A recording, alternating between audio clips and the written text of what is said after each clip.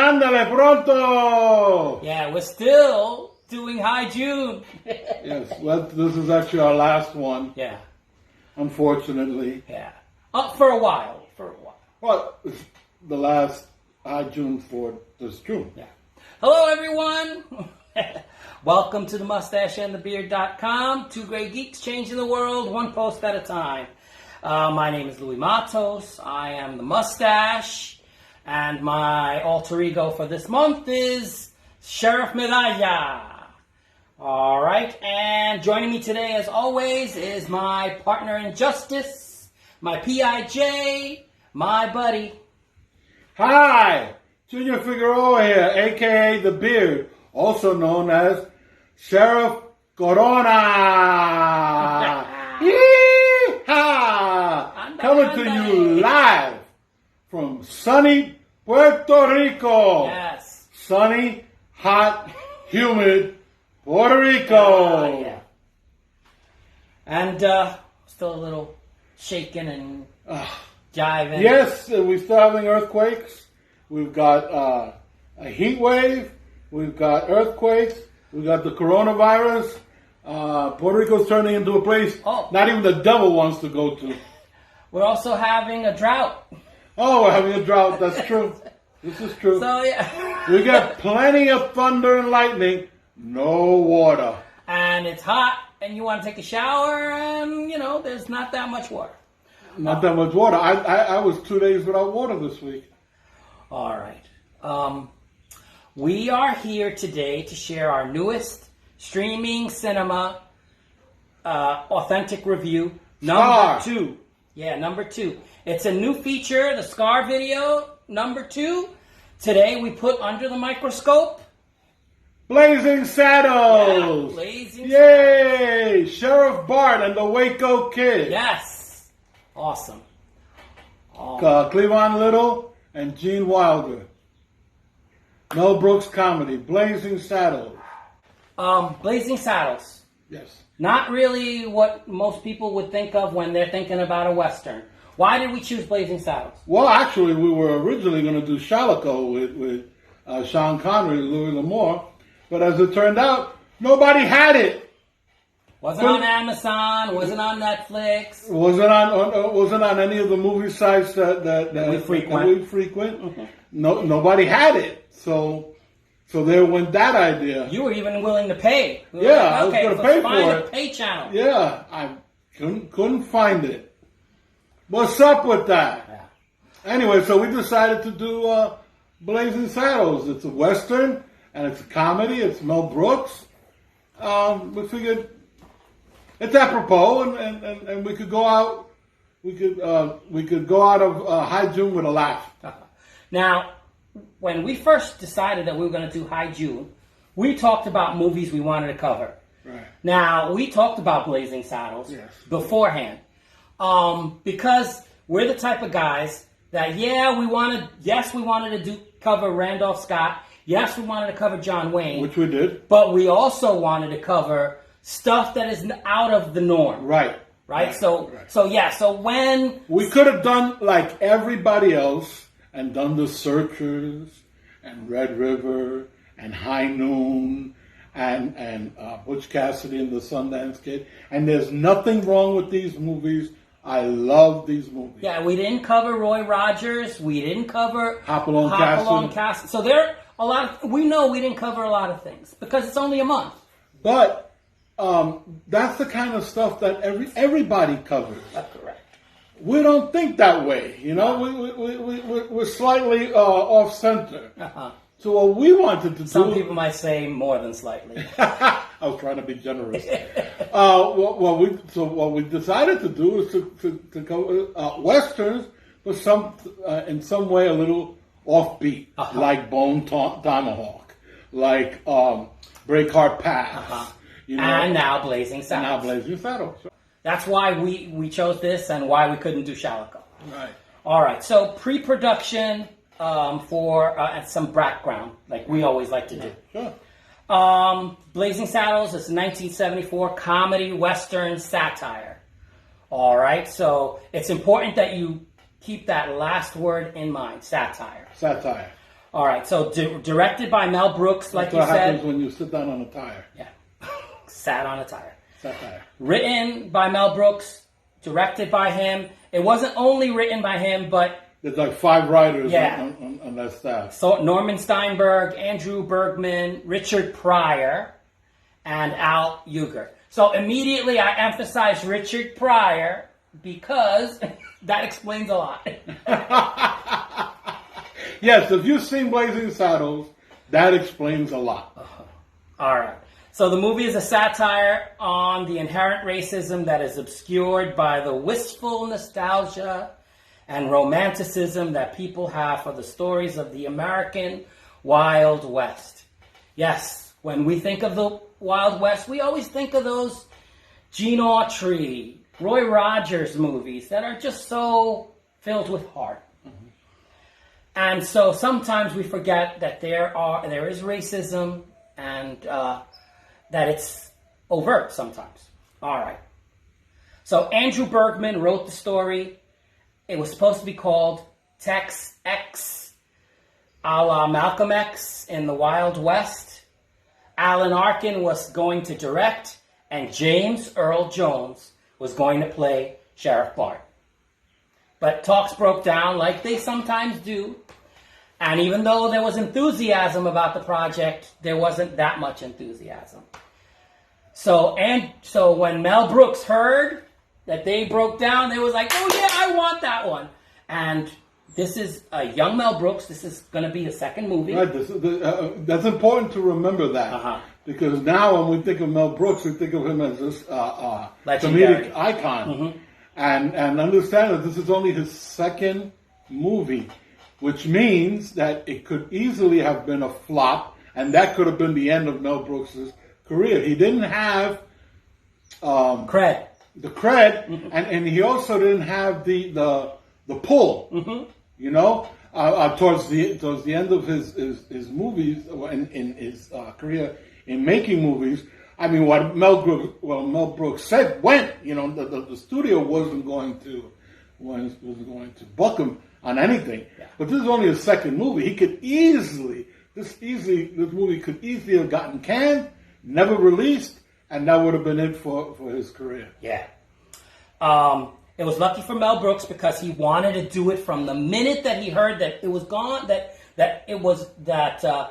Alan Arkin wasn't going to direct. He was like, yes! Kind of like being happy that, you know, he was, I want to try it. And so he had a specific angle that he wanted. He loved the angle of 1974 speak, the hip language of 1974, being put into the action and the Western setting of 1874. So that was his gimmick from the beginning. He says, I'm going to put anachronisms in this movie. Right. So that was his vision. And surprisingly was able to get the opportunity to do it because, you know, you're talking about a young director.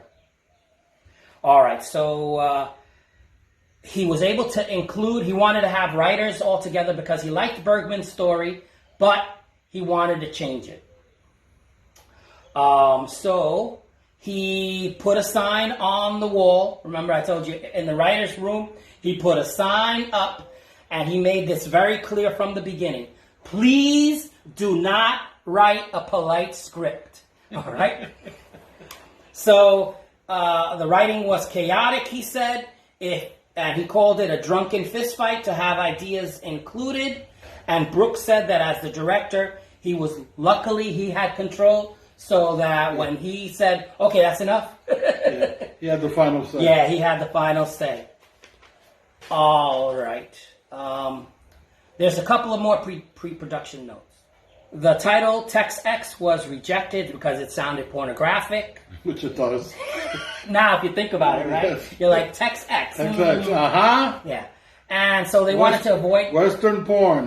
They wanted to avoid the confusion. And in the 1970s, you know, they had the theaters. Yes. So casting was problematic from the beginning. Or again, you had James Earl Jones. Now who are you going to choose? He went immediately to Richard Pryor. because that's who he wanted. Right, and I could see Richard Pryor as Sheriff Bart. However, the studio didn't want to insure Richard Pryor because of his drug issues. Right, so they were okay with him writing, but they didn't want him in front. Right. Especially the lead. Yeah. And John Wayne was supposed to be the Waco Kid. Really? Did you know that? No. No, you didn't know that? And I can't see him as the Waco Kid. But when reading the script, he read the script, he found it too blue. Yeah, I know it. Yeah, for his image, but he told Brooks that he'd be the first in line to see it. So yeah, John Wayne could have done it, but yeah, he was like, no, it's too much, too many bad words. And Lisa was stumped. All right, so Gig Young was tasked to do the Waco Kid. I can't see him as it either. He was going to do it, but the day of shooting, he fainted on set because he was going through alcohol withdrawal. The DTs. Yeah. The DT. Oh, so you sign on the white alcoholic, but you can't take the black drug addict, huh? Yeah. Talking about racism. All right, so Johnny Carson was supposed to do Hedley Lamar. Really? Yes, I know. These are all these. Poor Mel Gibson. He's got all these guys lined up and nobody to do it. Yeah, so finally, right, Mel Brooks. What did I say? Mel Gibson. Mel Gibson? Oh, I knew that was going to happen. All right. During Madeline Kahn's audition, Brooks asked her to see her legs. You remember I told you? And she goes, oh, is that going to be that kind of audition? She got mad.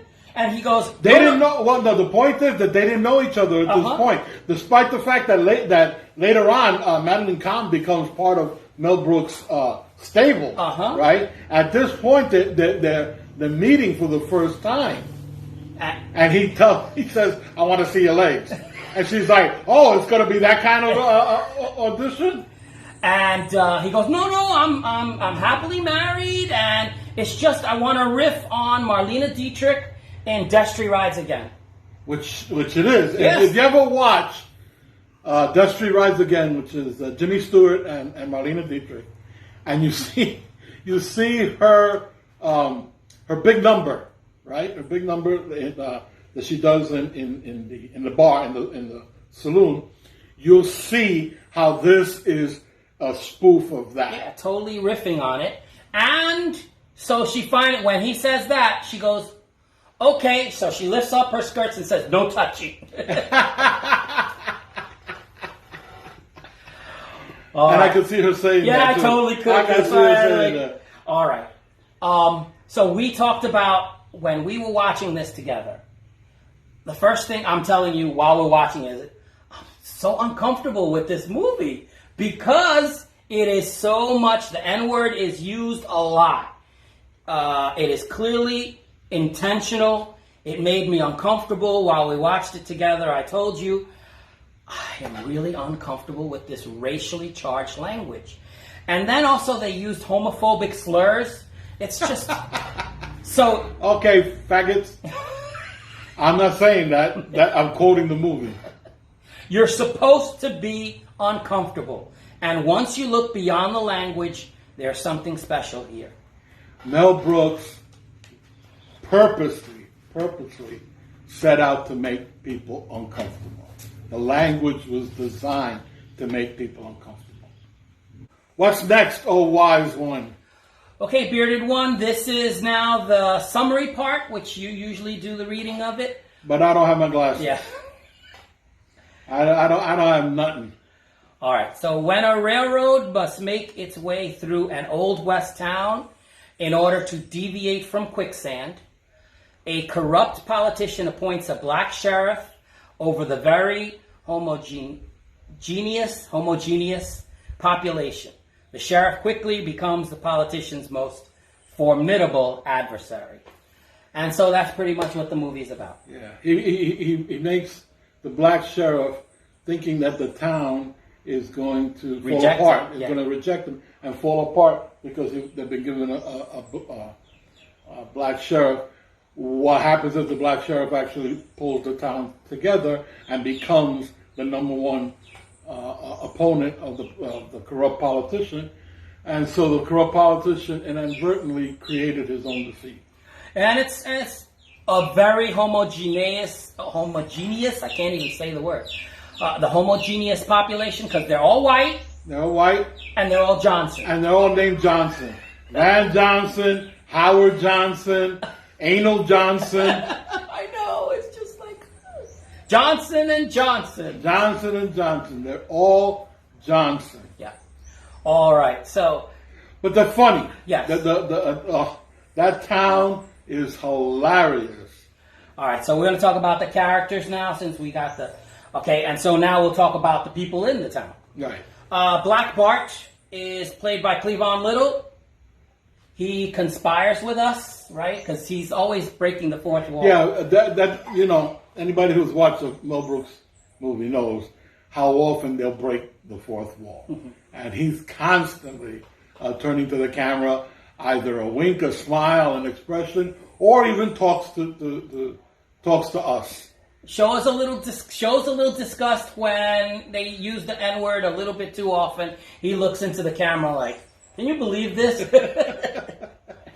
All right, so that's Black Bart. Then, which Black Bart was an actual bad guy that wasn't black, but here they're doing a riff on that as well. Sheriff. Bart is yeah, common Western name. All right, so now Jim the Waco Kid, played by Gene Wilder. Yeah, who steals the movie. Come on, that scene where he's a gunslinger. Where he tells the story and the kid shot him in the ass. I mean, come on, that has to be like the funniest thing. Yeah, and deputy, not given a star, but he's like a deputy. Because he does call himself the deputy. Oh, does he? Yeah. Okay. All right. So, and then there's Taggart. One of the first bad guys is Slim Pickens. Oh God, Slim Pickens. And the thing is that Slim Pickens is usually a dramatic actor, and oh my God, did he chew up this role? Yeah. And he's deliberately playing country bumpkin hick, so that we're not just making fun of not just blacks, but also nobody's safe. Yeah, this movie makes fun of white people, makes fun of black people, Irish, Jews, Germans, Irish, Chinese, Native Americans. You name it. Yeah, nothing's sacred. Nazis, the Ku Klux Klan. Nothing is sacred. Nothing is safe. And you're not meant to take it seriously. No. All right, the meaning behind all of it, once you look at it together, then that you take serious. All right, Harvey Korman is Hedley Lamar. Hedley I know. Lamar. The running joke villain. Yeah, the running joke is, of course, there was an actress called Hedy Lamar. And everybody keeps calling him Hedy, and he keeps saying, Hedley. And he actually got sued by Hedy Lamar. Yeah, he did. Who got? Harvey Korman. But Mel Brooks paid the fine. Really? Yeah, because he was like, it was meant as a joke, so here. Really? So that's why they threw it. That shows you how little sense of humor Hedy Lamar had. Yeah, but also the fact is that Foul. Mel Brooks said, listen, we're going to run this joke. And he even throws it in her face. Right. He goes, you actually are here before her, so, you're 100 years before her. You can sue her. You could sue her. But, he paid it, no problem. He was like, oh, brother. Yeah, just Lily Von Stoop. Played by Madeline Kahn. Madeline Kahn, the Teutonic Titwillow. I swear that they said that just so that they could say the tit part. Love her in this. Well, actually, I love her in every movie. I loved her in Clue. Uh-huh. I loved her in Sherlock Holmes' smarter brother. I love her in every movie that. History of the World, Part 1. Oh, yes. She is incredible. Yeah. But she's great here. Funny as hell. And her first Mel Brooks, so it's amazing. Yes. Did a great job. All right, so then Governor Lepotamine is Mel Brooks. Mel Brooks. That's one of the many roles he plays. Yeah, he plays the Indian chief as well. Yeah, and something else, I forgot. Anyway, so yeah, he plays 3 roles.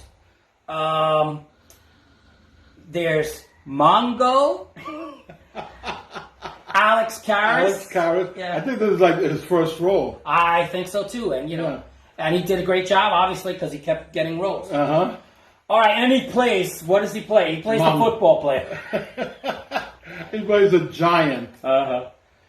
All right, and then Olsen Johnson is played by David Huddleston. Oh, and I love David Huddleston. Oh my God, I love it. They never use him enough. Yeah, he was in the movie, that last Star video that we had. Yeah, in Scar number 1. Yeah, Heartbreak Ridge. Pass. Heartbreak Pass. No, right. Breakheart Pass. Breakheart Pass. We got 2 movies confused. Breakheart Pass. All right. Howard Johnson, played by John Hillerman. Ah, and I love John Hillerman too. Of course, his claim to fame is Magnum, Higgins on Magnum, but he's in a score of movies. Yeah. Love him. Is he the voice of Kit too? No. It's a different actor. Oh.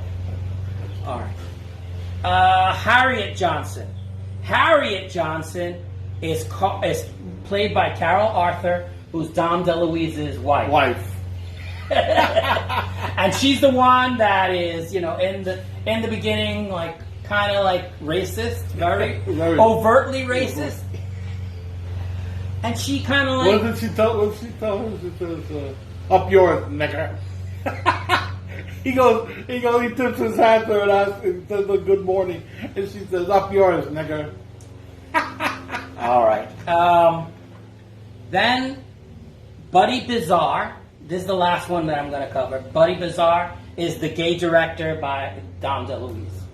Oh, that's the name of his character? Yeah, it's Buddy Bizarre. Buddy Bizarre. Dom DeLuise. Yes. And extremely funny. Dom DeLuise does not get enough credit for being funny. Yeah. He does not get... Talk about tearing up a scene, right? Yes. Oh, my God. He does not get enough credit. He's a huge hand. Oh. All right, so we've talked about the characters. Now let's talk a little bit about some of the things that happened in the cast. Count Basie. Again, remember, they break the fourth wall. There are anachronisms. You got a full orchestra out in the desert.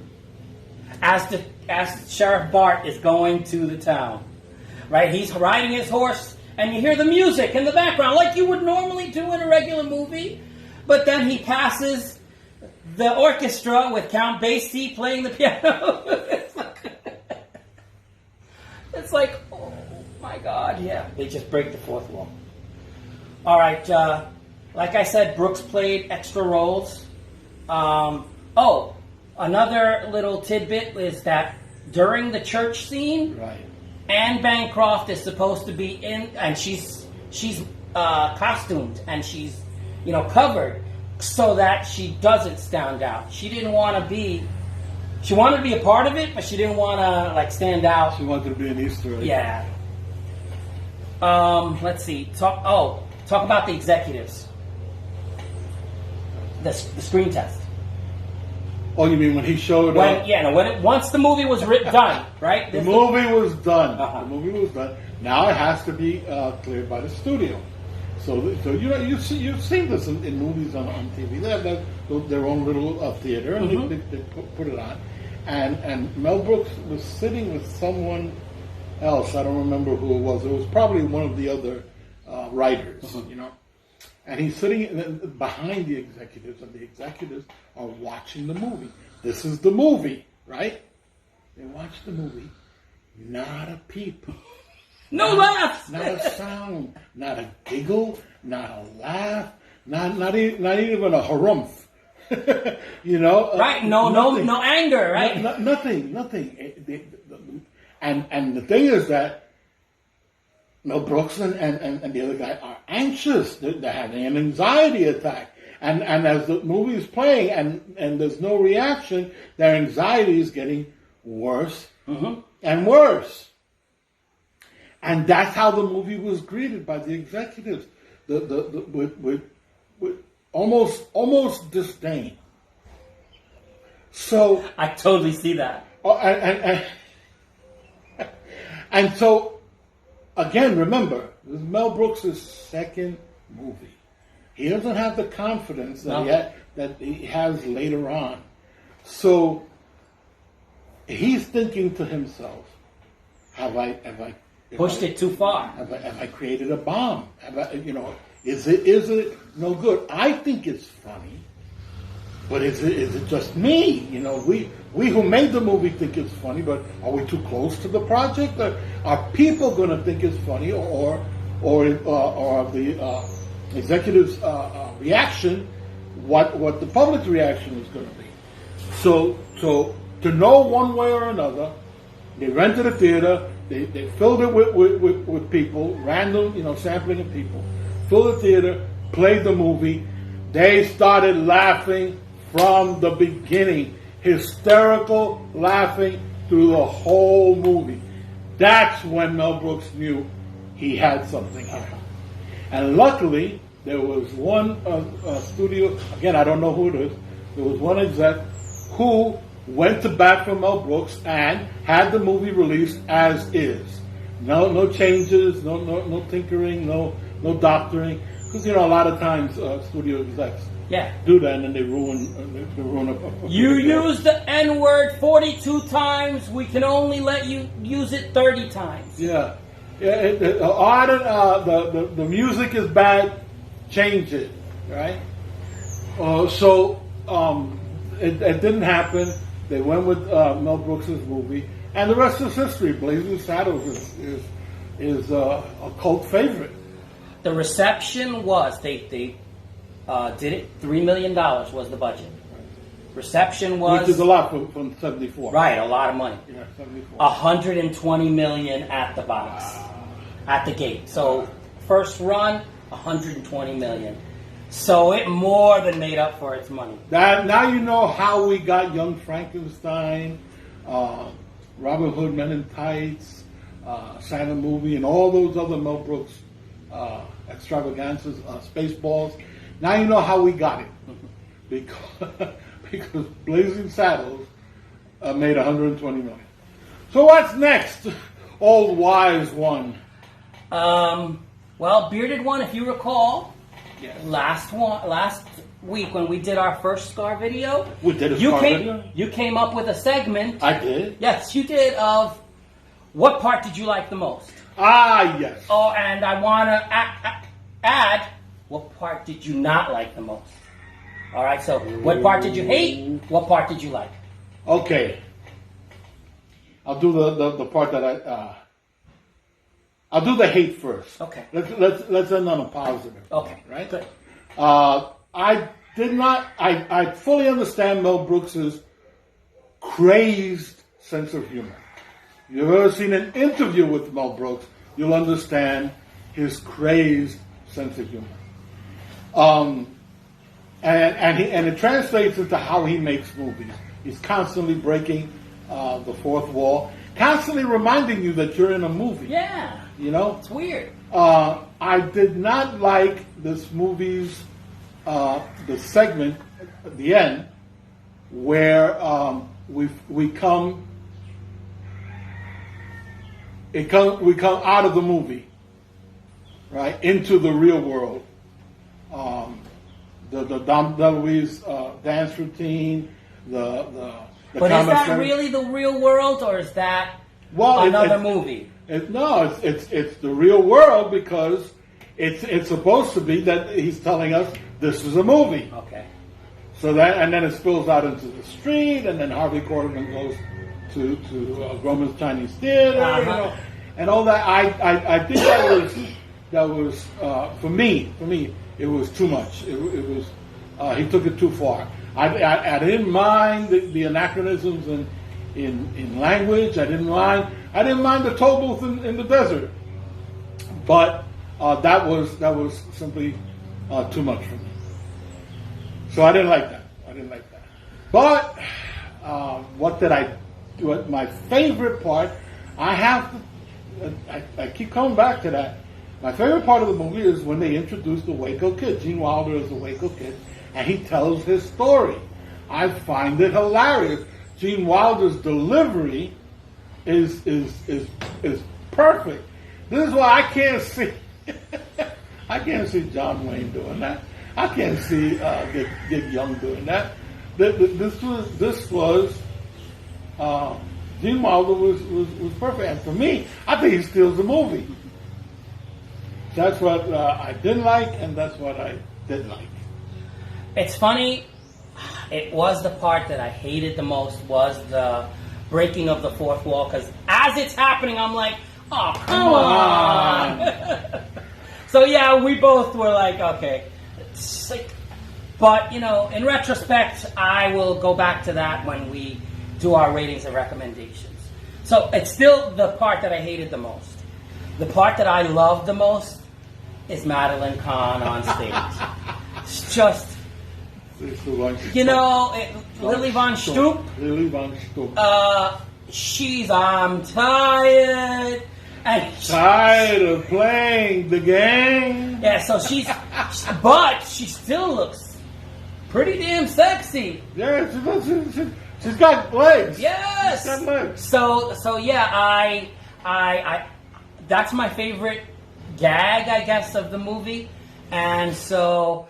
I think, and she is doing. Yes. I mean, if you've seen Destry Rides Again. She is doing Marlena Dietrich. It's so obvious she's doing Marlena Dietrich. Yeah, and exaggerating the negative of it. Yes. All right, so interesting to note, before we go to ratings and recommendations, this is number 6 on the American Film Institute's 100 Years, 100 Laughs. Really? This is number 6 on the list of 100 years of movies. And, of comedies. And in 2006, Blazing Saddles was deemed culturally, historically, aesthetically significant. So it is restored and in the Library of Congress. All right, so it received 3 Academy Award nominations, 1 Madeline Kahn, and then, you know, sound and other stuff. 0 wins. But, you know, Madeline Kahn is a standout. Yeah, she got the nomination. All right. I had put the relationship between the Waco Kid and and Sheriff Bart. That's a cool relationship. It's a very good relationship. And the discomfort I felt through this movie is something, you know, it's you really have to experience it. I don't remember experiencing it, but I hadn't watched it in like 20 years. Right. All right. Since it first came out. Yeah. Okay. It has come time to now be ratings and recommendations. Right. Okay. I love this movie. I laughed. I remember laughing the first time I saw it. I remember laughing every other time that I've seen it, and I remember laughing this week when we watched it.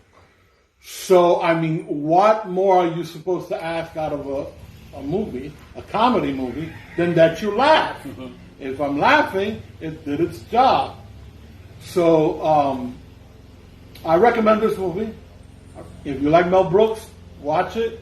If you like comedies, watch it. If you like westerns, watch it. But it's not a perfect movie. I don't think by any means it's a perfect. I don't even think it's Mel Brooks' best, though. I know some people think so. I have a personal fondness for Young Frankenstein. But it is damn good. It's damn good. Gene Wilder, fantastic. Madeline Kahn, Harvey Korman is hilarious. Yeah, he really is great as the villain. I mean, he really does. Yes, yes. I would give it 4 Grey Geeks. 4 Grey Geeks. My only problem is the climax. He didn't break the fourth wall. He obliterated it. Right? and it's long. It's a long breaking of the fourth wall. Yeah, it's a long scene. Yeah. So I easily 15 minutes. Yeah. So that's my main complaint. And so, 4 Grey Geeks is great. It's excellent in our book. So yes, 4 Grey Geeks. I recommend it.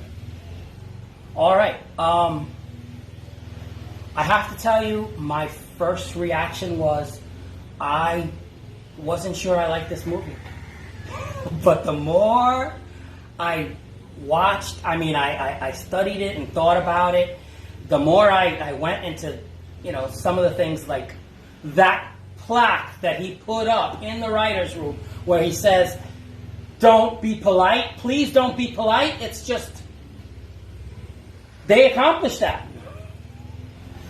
The profound idea that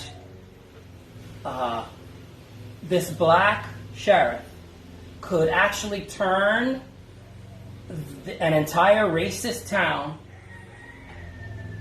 for him and against the bad guy. Loved that. Loved it. The idea that the fourth wall is broken, yes, and obliterated. That, I was like, why do you do that? That messed up the movie. But no, it's because it's all celebrating movies. It's the whole idea of they break into a movie. Yes, the director is having all of these gay dancers dance, and the director appears to be gay as well. It's like now he's incorporating, we are against all sorts of racism because we make fun of everybody, and now we're going to make fun of gays because we want to let you know that they're just like us. So it's like it's breaking this wall, obliterating the wall, including it in a Western. Who would have thought that you'd have gays in a Western? I mean, it's just... so then there is the ending of the movie ends with the sheriff and his deputy riding off into the sunset on their horse. They get off of their horses, they enter a limo, and then the limo drives off into the sunset. It's just, it is so filled with meaning. And I mean, you could write dissertations on this movie. And yes, your first reaction is, I can't stand the language. Oh, I can't stand the overt racism. It's all intentional. And so as a consequence, I have to say this is a 5. Really? For me, this is a 5. And you saw, I told you, I hate the breaking of the fourth wall. And then you said, so you got to take at least a half a star away from that, and a half a star for being uncomfortable. And I said to you, you know what? That breaking of the fourth wall has a significance. It does. And even to the extent where they're fighting in front of Mann's Chinese theater, where all the footprints and the handprints of actors, this is all a celebration of Hollywood and saying, Hollywood, it can't be a racist place. It can't be a place, it should be a place where gays, blacks, Indians, American Indians, they make fun of the Irish and Asians. Boom! It's like it's saying we should be for everybody. And I think the significance is so powerful that after I left that movie not liking it, I'm thinking to myself, and it just kept coming back into my head. Wow, I don't remember that scene. Oh, I don't remember, seeing it with this kind of significance before. I remember hating that part where I was like, why do they need Dom DeLuise there? And it's relevant. It's all relevant. What's the relevant, the commissary scene? Well, it's all part of I'm talking about that it's all part of the Hollywood machine. The commissary, the man's Chinese theater, the going into a theater and watching, a movie play, the seeing how a movie is being made, and it's a totally different type of movie. Well, not totally, but music and comedy and the dancing of these people in tux, tails and hats, right? Yeah, top hat and tails. Top hat and tails. All right, so that's what I mean. I think there's a lot of stuff under the surface that we're meant to explore, and that it was his second movie. Amazing. I can't wait to go back and see. You mentioned Young Frankenstein. I want to see that one. I want to see History of the World Part 1 again. I want to see the Schwartz. What? Spaceballs. Spaceballs. I mean, it's just I want to go back and see what I missed in all these movies before. Because I'm thinking that he probably has more things hidden under the surface. I thought that Spaceballs was just goofball, but I think that there might be something more now that I think about it. Anyway, so that's my opinion. You gave it a 4. Mm-hmm. I'm giving it a 5. We both highly recommend this movie. I think it's great. Listen, you don't have to agree with us. Check it out. Tell us what you think. So press a like if you like it and like this video, and let us know. Don't forget to comment. With that having been said, my name is Louis Matos, unless you have something else to say. I'm the Mustache. I'm Junior Figueroa. I be the beard. We say thanks for watching. Hasta la vista. See you later. And peace.